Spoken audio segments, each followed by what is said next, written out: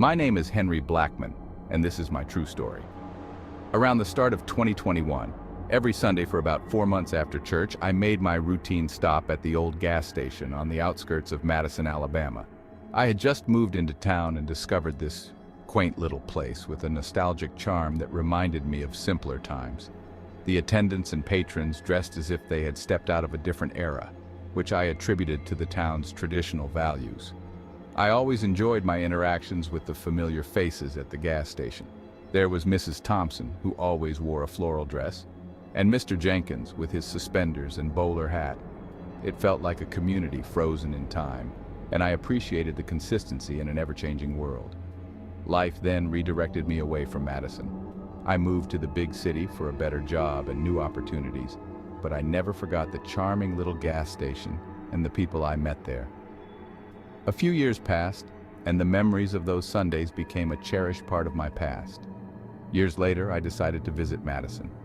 Nostalgia led me back to the old gas station, eager to reconnect with the familiar faces that had become part of my Sunday ritual. But as I drove up to the spot, I was met with an unexpected sight. The gas station was abandoned, its windows boarded up and the pumps rusted.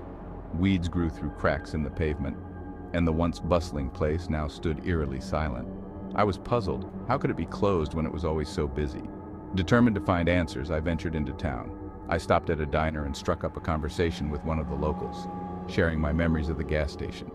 The man's face twisted in confusion. He asked me, "How old are you, son?" I replied, 23. "Why do you ask?" He proceeded to tell me that the station had been closed since the 1970s. I was in disbelief.